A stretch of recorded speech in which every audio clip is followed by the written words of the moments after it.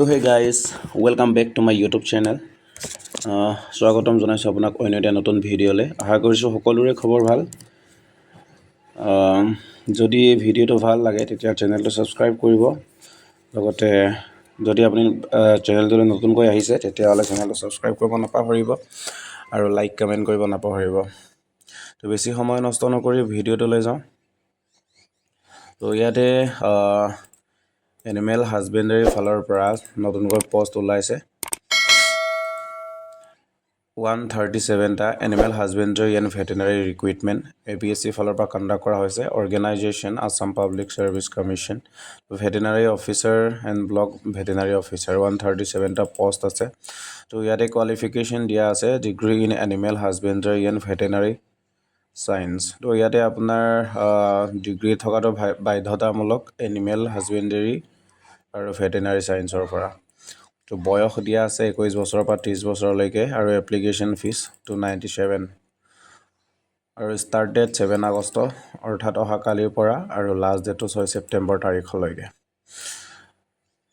ইয়াতে category wise পোষ্টটো দিয়া আছে আনৰিজাৰ্ভ 6 টা OBC MOBC 6 টা SC 11 টা STP 9 টা আৰু STH 4 টা তো ইয়াতে পে স্কেলও দিয়া আছে কিমান টকা হয় আৰু এজ ৰিলেক্সেশন ইয়াত অলৰেডি দিয়া আছে কিমানলৈকে এজ ৰিলেক্সেশন 21 বছৰ পৰা 38 বছৰলৈকে আৰু আপাৰ এজ ৰিলেক্সেশনও আছে SC ST কাৰণে 5 বছৰ আৰু OBC কাৰণে 3 বছৰ আৰু PWBD ক্যান্ডিডেটছৰ কাৰণে 10 ইয়াৰ্ছৰ তো ইয়াতে educational qualification to hall candidates must have at least a degree in Animal Husbandry and Veterinary Science from any recognized university institution.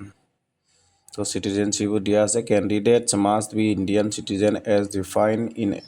Article 5 to 8 of the Constitution of India.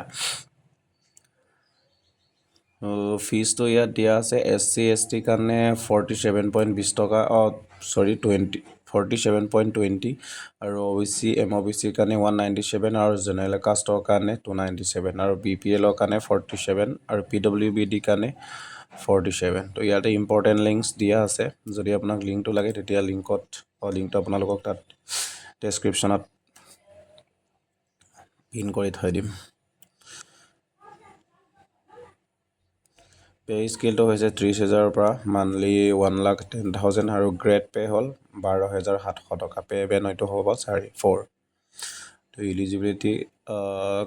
criteria yet dia ase the candidate must be an Indian citizen and defined article it already jonai dil a proof of domicile and candidate must upload a copy of either a valid permanent resident certificate issued in Assam for educational purpose or valid employment exchange registration certificate either documents shall be treated as valid proof of residency to আপোনাৰ ওচৰত যদি PRC আছে PRC খন upload কৰিলে হ'ব যদি PRC নাই তেতিয়া হলে ভ্যালিড এমপ্লয়মেন্ট এক্সচেঞ্জ যদি আপোনাৰ ওচৰত আছে হেতু আপলোড কৰিলে হ'ব তো মাস্ট বি আপলোড কৰিব লাগিব আৰু educational qualification A candidate must have at least a degree in Animal Husbandry and Veterinary Science from any recognized university institution তো ইয়াতে আপোনাৰ ডিগ্ৰী Animal Husbandry আৰু ভেটেৰিনাৰী সায়েন্সত থকাটো বাধ্যতামূলক তেতিয়াহে আপুনি এপ্লাই কৰিব পাৰিব নহলে এপ্লাই কৰিব নোৱাৰিব এজটো অলৰেডি ইয়াত দিয়া আছে জনাই দিলো আৰু স্মল ফ্যামিলি নৰ্মছ আপলোড কৰিব লাগিব তো ইয়াতে আপোনালোকে স্মল ফ্যামিলি নৰ্মছ ডাউনলোড কৰি তাৰ অনলাইন ফিল আপ কৰি মেলি সাবমিট কৰিব লাগিব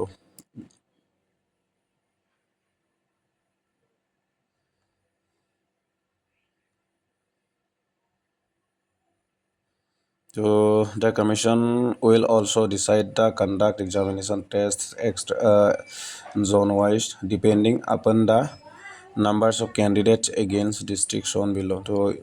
yate exam code hobo yate dia ase name of zone Silchar Hailakandi Sri Bhumi and Kachar আৰু জৰহাটত গোলাঘাট ডিব্ৰুগড় জৰহাট মাজুলী চাৰাইদেউ শিৱসাগৰ and তিনিচুকীয়া নগাঁৱত আছে ডিমা হাছাও হজাই নগাঁও মৰিগাঁও কাৰ্বি আংলং and ৱেষ্ট কাৰ্বি আংলং আৰু তেজপুৰত বিশ্বনাথ ধেমাজি লখিমপুৰ শোণিতপুৰ ওদালগুৰি আৰু কোকৰাঝাৰ বঙাইগাঁও চিৰাং ধুবুৰী গোৱালপাৰা কোকৰাঝাৰ এণ্ড চাউথ চালমাৰা আৰু গুৱাহাটীত আছে বৰপেটা বাক্সা কামৰূপ মেট্ৰ নলবাৰী দৰং বাজালি এণ্ড তামুলপুৰ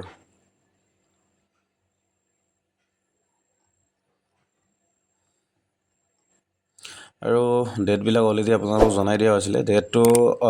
7 আগষ্টৰ পৰা ষ্টাৰ্টিং হ'ব আৰু এণ্ডিংটো হৈছে 6 ছেপ্টেম্বৰলৈকে